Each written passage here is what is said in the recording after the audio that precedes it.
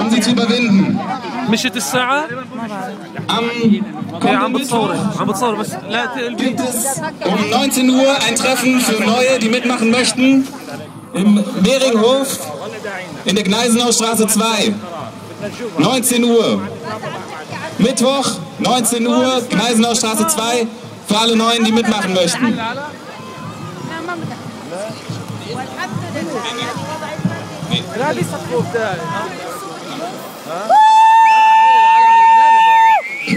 Bildet Bezugsgruppen im Alltag, lernt eure Nachbarschaft kennen im Kiez, baut Stadtteil-Initiativen auf, entwickelt solidarische Strukturen.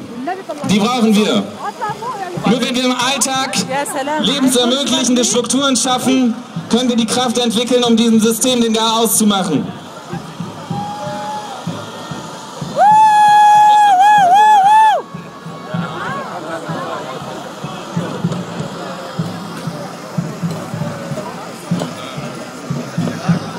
Noch eine Ankündigung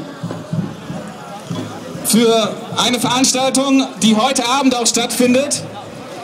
Für Leute, die vielleicht nicht die ganze Zeit bei der Assemblée um 17 Uhr bleiben möchten oder die es schaffen, das zu kombinieren, findet um 19 Uhr im Südblock am Cottbusser Tor in der Admiralstraße 1 bis 2 eine Veranstaltung mit Aktivisten und Aktivistinnen von Occupy